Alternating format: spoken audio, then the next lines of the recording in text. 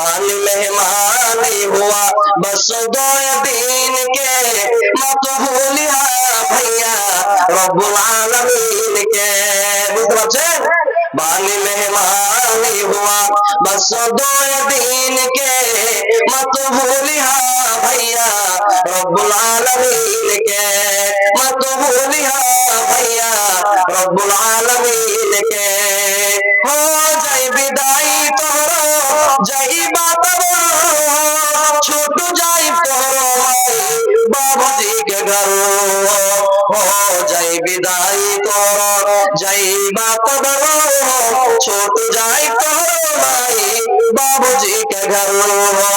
रखी हाथ याद भैया, रखी हाथ याद भैया ओ कठिन दिन के, मत भूलिया बाबू रब्बुल आलमीन के, मत भूलिया भैया रब्बुल आलमीन के। माई बाबूजी के प्यार दूल्हा सब छूट जाई, छोड़ के रिश्ता नाता हो जाए विदाई।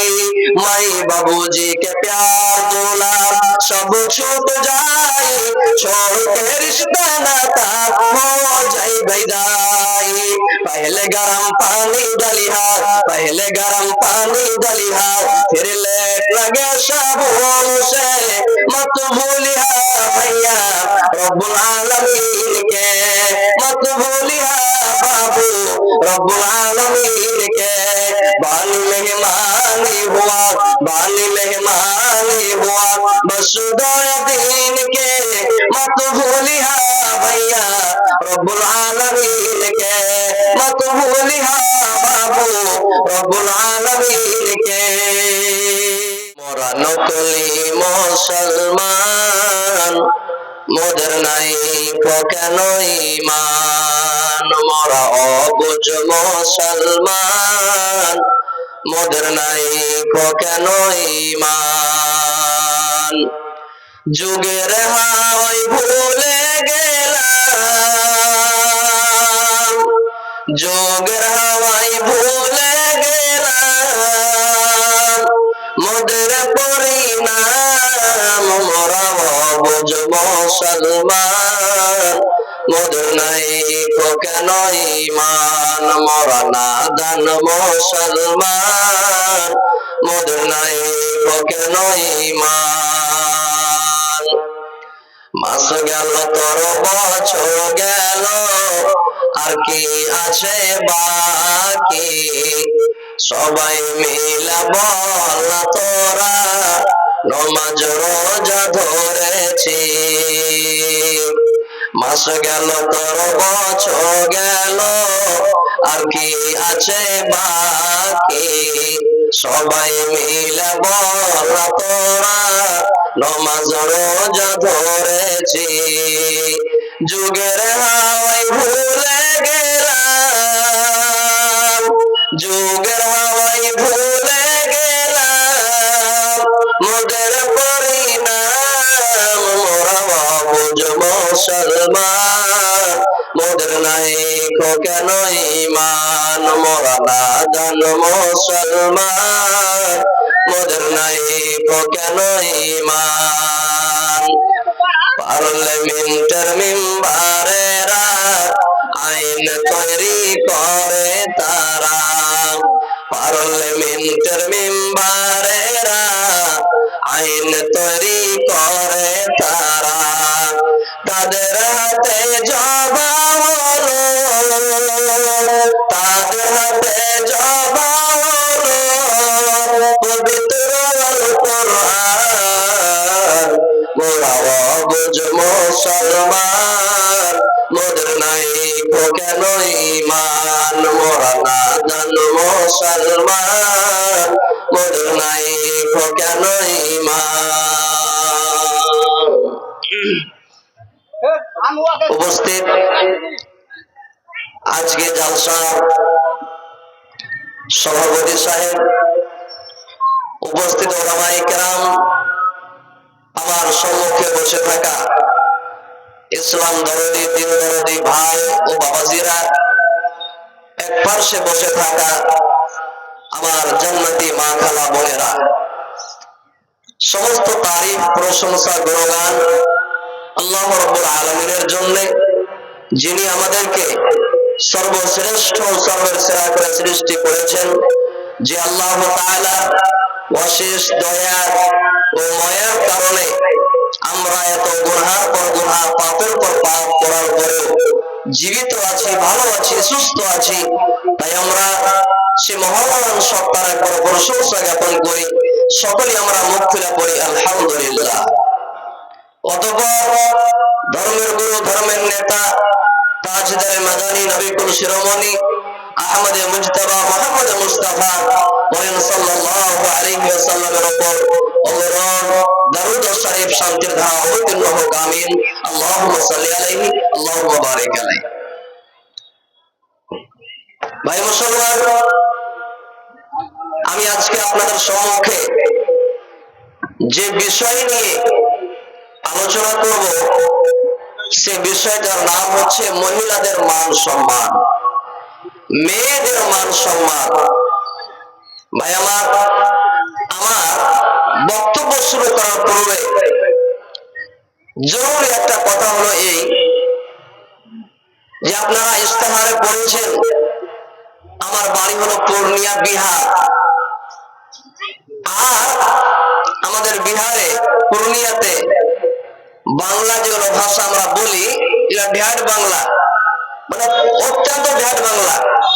এই জন্য ভাষাতে যদি আপনাদেরকে একটু খারাপ লাগে শুনতে বা ঢ্যাট বাংলা লাগে, তো মনে কিছু নেবেন না, ইনশাল্লাহ বোঝার চেষ্টা করবেন। ভাই আমার, একটা যুগ ছিল, একটা জমানা ছিল যে মহিলাদের কোনো মান সম্মান ছিল না, মেয়েদের কোনো মান সম্মান ছিল না।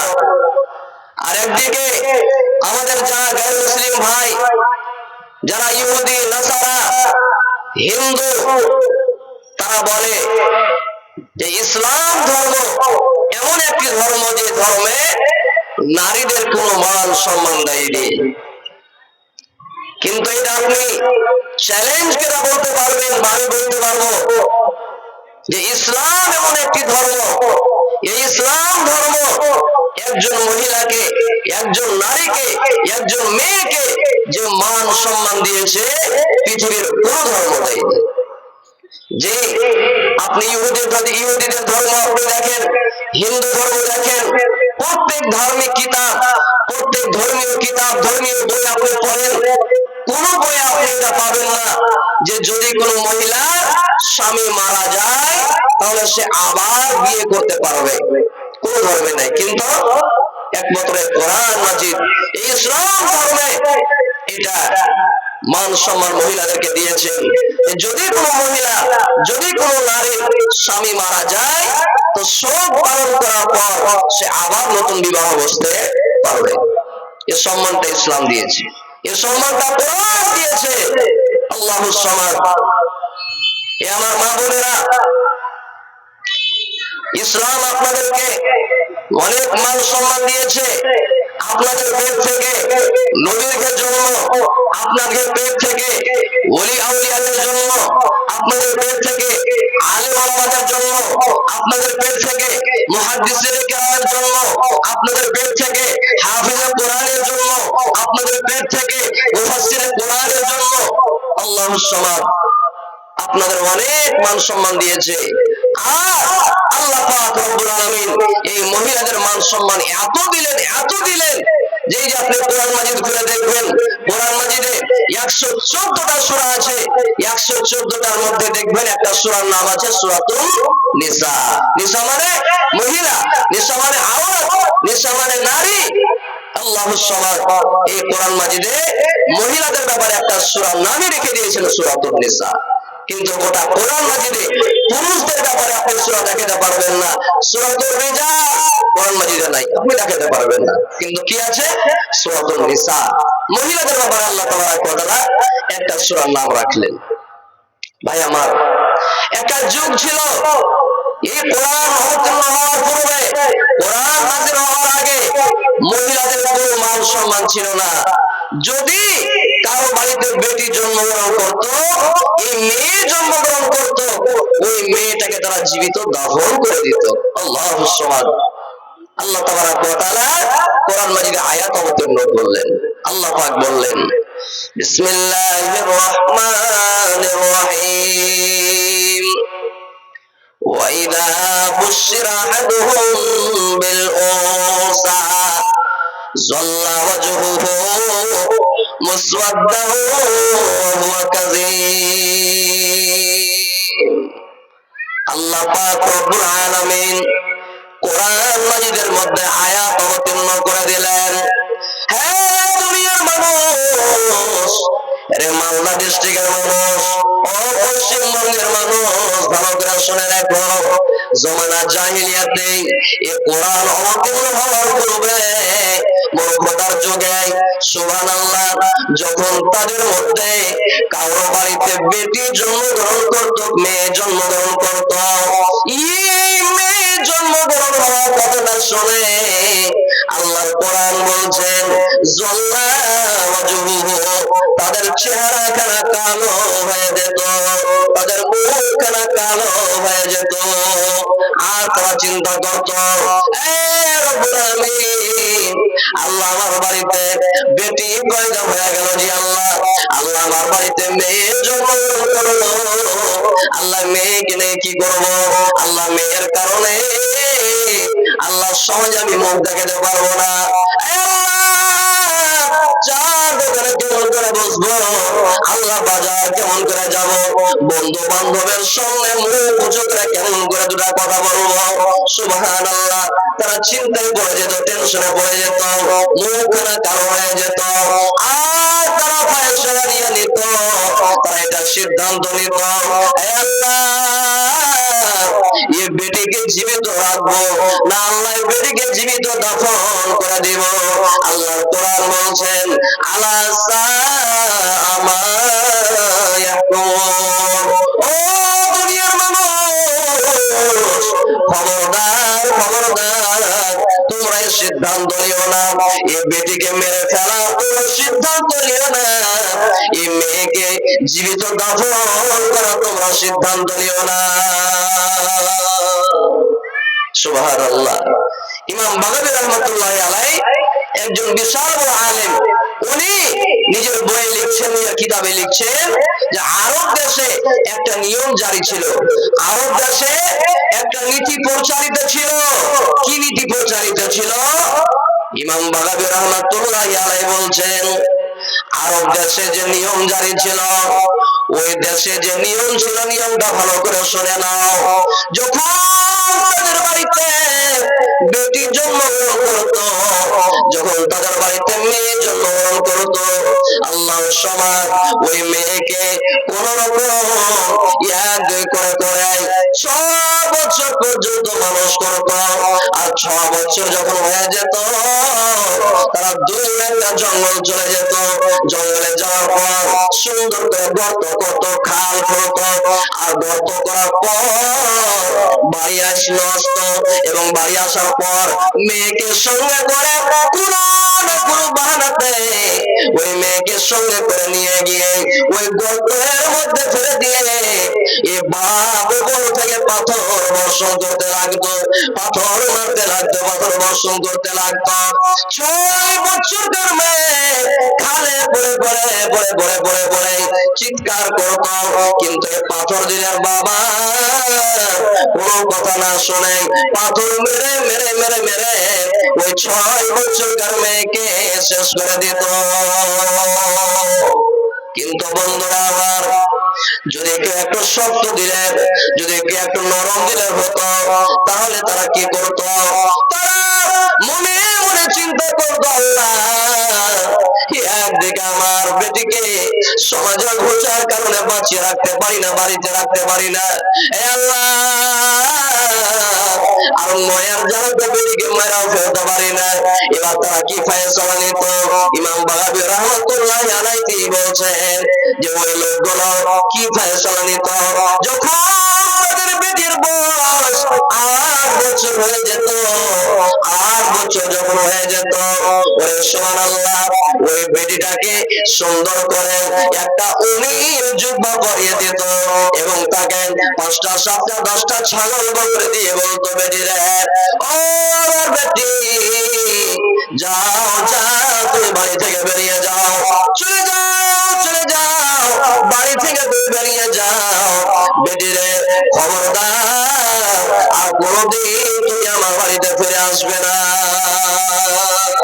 যাও, এই ছাগল বকরি নিয়ে চলে যাও, এই ছাগল চড়িয়ে চড়িয়ে, গরু চড়িয়ে চড়িয়ে নিজের জীবনটাকে শেষ করে দিও। এবার ওই 8 বছরকার বেটি বাবার কাছে হাত জোড় করতো, কাঁদতো, বাবা যান, আমার দ্বারা কি ভুল হয়ে গেল, কি আমার দ্বারা অন্যায় হয়ে গেল যে আপনি এই কথা বলছেন?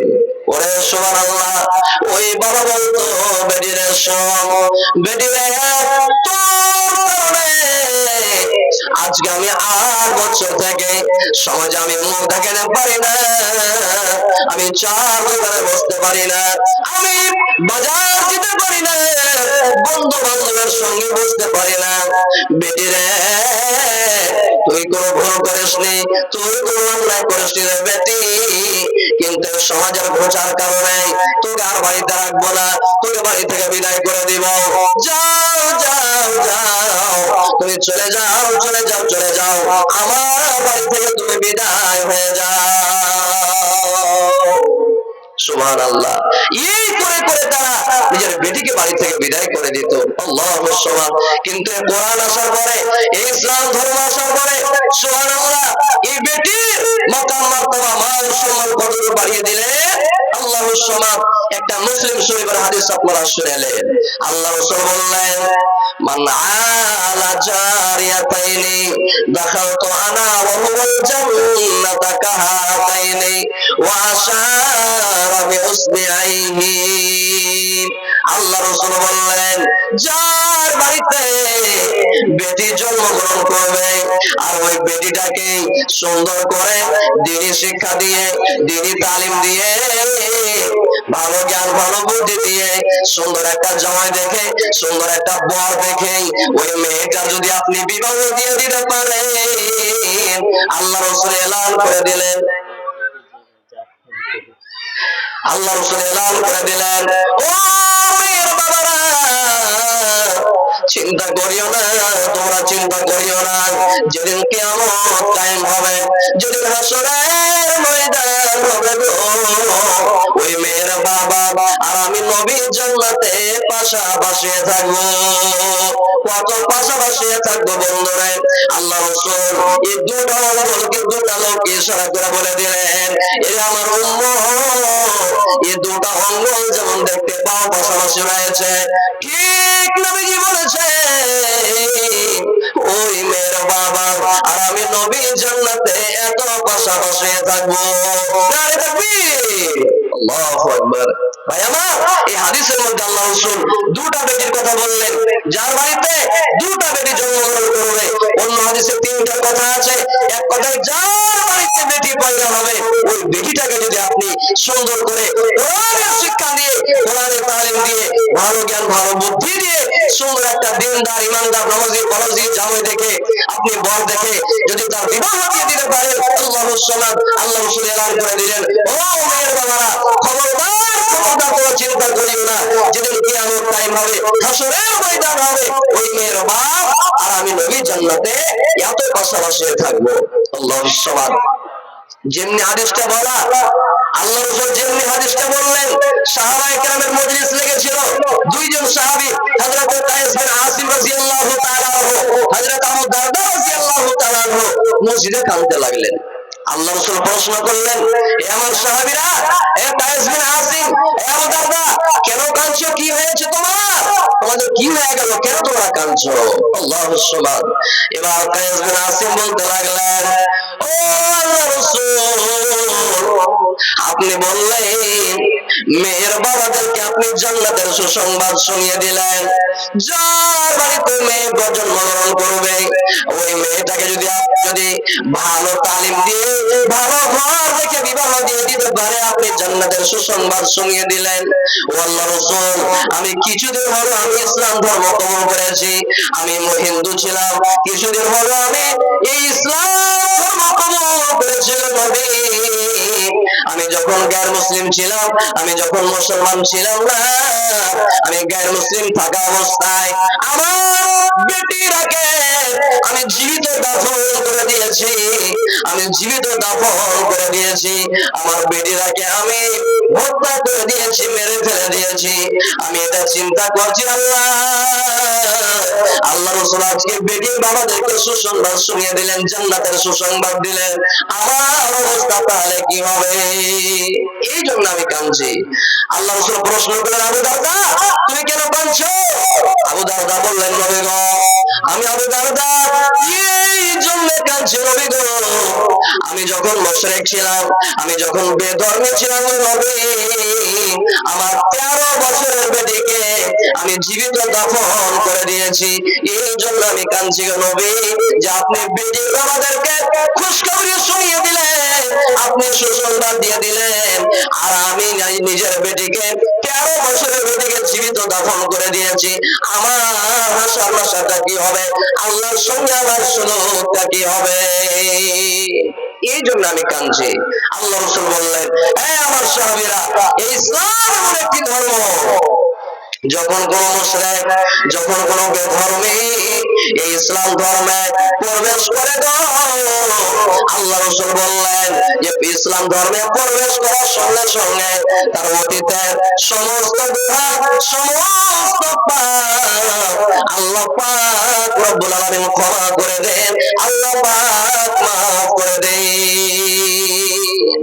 আমার ভাইয়েরা, বন্ধুরা আমার, এবার পর্দানশীল মা বোনেরা খালারা, তাহলে বোঝা গেল এই ইসলাম অর্থাৎ কোরআন আসার পরে এই কোরআন একজন মহিলার, একজন নারীর মান সম্মান কতটুকু বাড়িয়ে দিলেন। আল্লাহুস সামাদ। এই নারী যদি মা হয় তাহলে তার সঙ্গে শব্দ ব্যবহার করতে হবে, বোন হয় তার সঙ্গে শব্দ ব্যবহার করতে হবে, খালা হয় তার সঙ্গে শব্দ ব্যবহার করতে হবে। ওরে সুবহানাল্লাহ, এক এক করে আল্লাহ রাসূল লিস্ট করে দিলেন, সবার সঙ্গে আপনাকে শব্দ ব্যবহার করতে হবে। শুধু তাই নয়, এই বেটিদেরকে আপনাকে জমিন থেকে আপনার সম্পত্তির ওয়ারাসাতের মাল আপনাকে বন্টন করতে হবে, এই বেটিরাকে আপনাকে এই সম্পত্তির ভাগ দিতে হবে। আল্লাহ তাবারাক ওয়া তাআলা কোরআন মাজিদের সূরা নিসার ভিতরে বললেন যে 3 ভাগ করে, 2 ভাগ ছেলেদের, 1 ভাগ মেয়েদের, মেয়েদেরকেও এই জমিনের এই সম্পদের ভাগ আপনাকে দিতে হবে। এটাও মান সম্মান আল্লাহ রাসূল সাল্লাল্লাহু আলাইহি ওয়াসাল্লাম বলে দিলেন, এটাও মান সম্মান আল্লাহ পাক রব্বুল আলামিন বানিয়ে দিলেন। ভাইরা আমার, এই বেটি আজ আমাদের বাড়িতে বেটি পয়দা হয়ে হচ্ছে, চোখ থেকে ঘুম হারিয়ে গেল। আল্লাহ, বেটি পয়দা হয়ে গেল, কেমন করে বিবাহ দিব? আল্লাহ, এই যুগে আমি একটা মজদুর মানুষ, আমি একটা গরিব মানুষ, সারাদিন কাজ করি এবং খাই, আমার মতো গরিব মানুষ কেমন করে বেটির বিবাহ দিবে? চোখ থেকে ঘুম হারিয়ে যায়, টেনশনে ঘুম আসে না। আল্লাহুস সামাদ।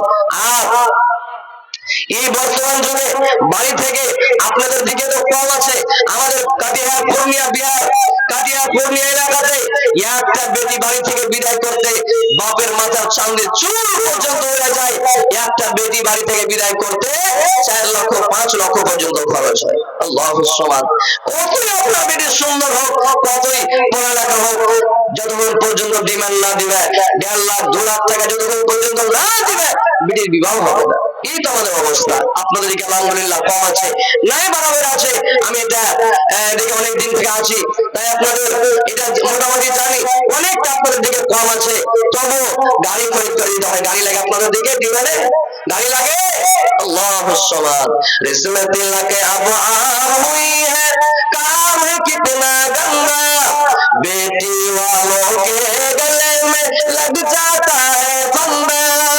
रस्म दिल के अब आम हुई है, काम है कितना गंदा, बेटी वालों के गले में लग जाता है फंदा।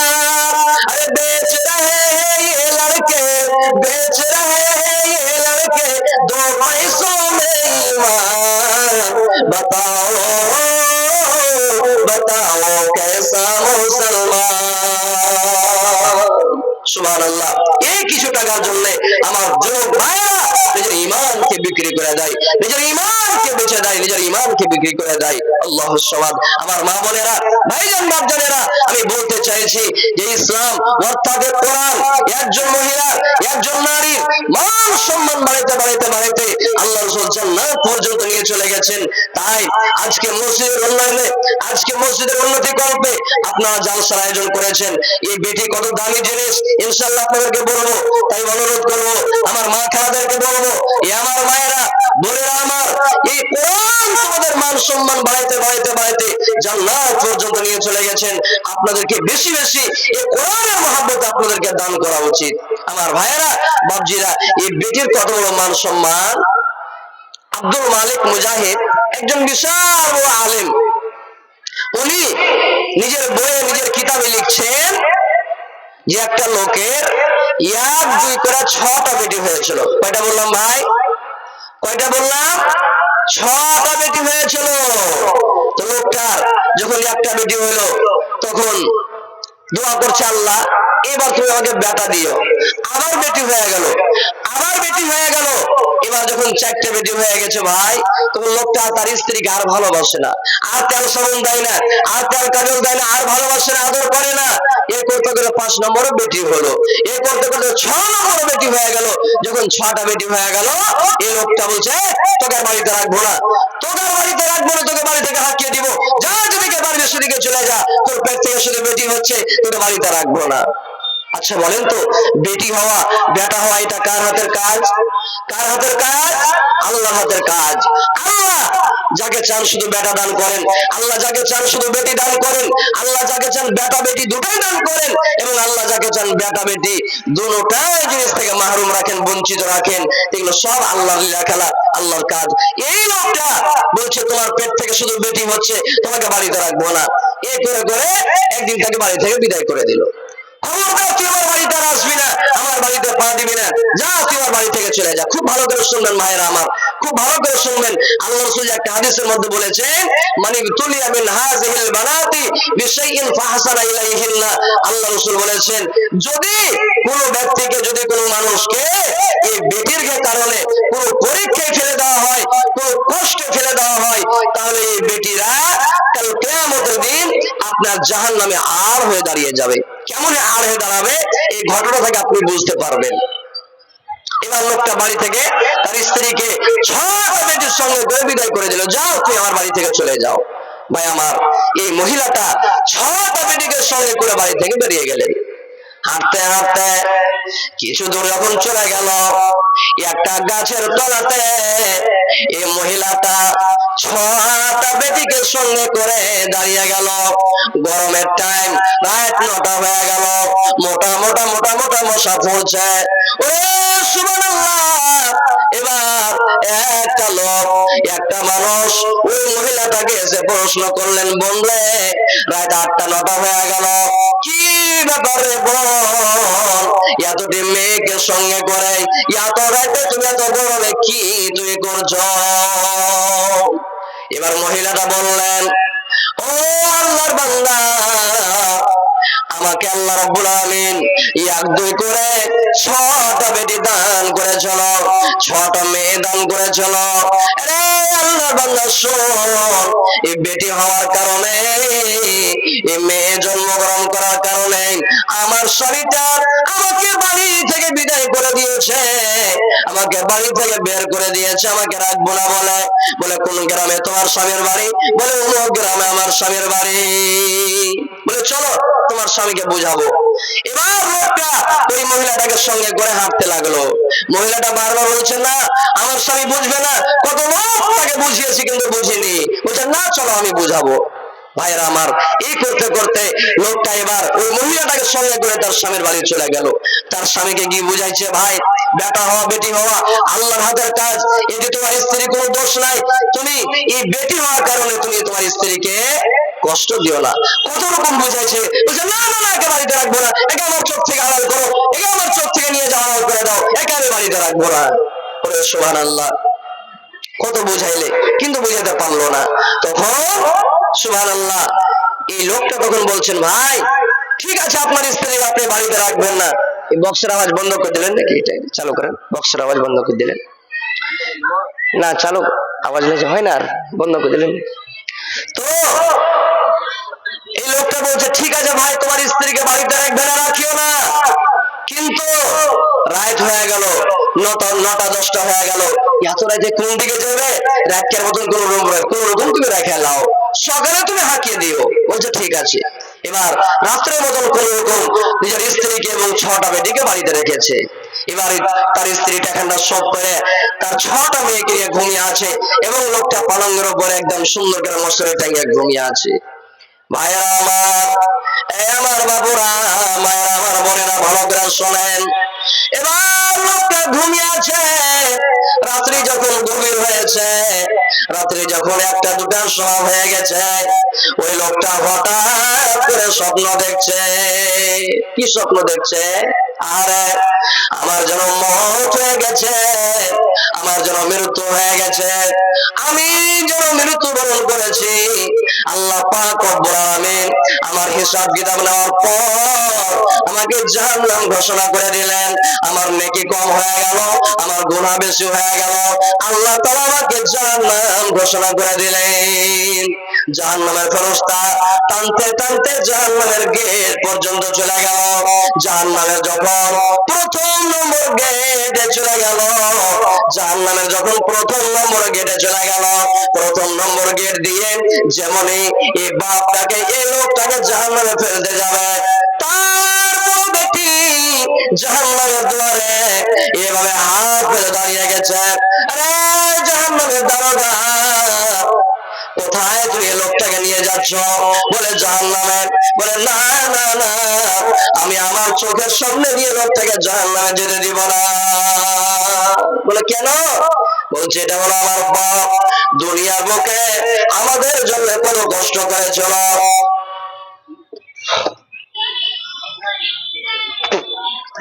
আমাদের জন্য কত কষ্ট করেছিল, আমার চোখের সামনে দিয়ে আমার বাপ জাহান্নামে যাবে, আমি তার বেটি এটা সহ্য করতে পারবো না।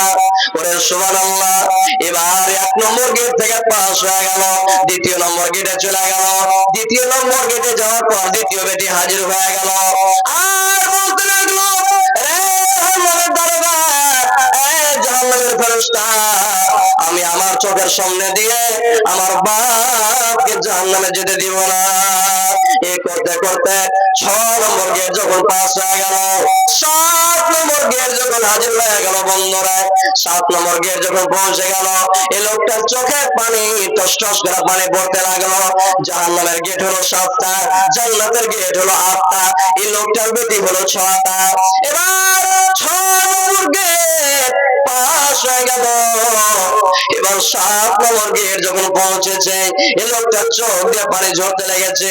এবার জাহান্নামের ফেরেশতা বলছেন, আরে আল্লাহর বান্দা, 6টা গেটে তুমি গেলে, 6টা বেটি তোমার বাঁচিয়ে নিল, আর একটাই তো গেট বাঁচা আছে, কেন তুমি কাঁদছো? তোমার চোখে কেন পানি?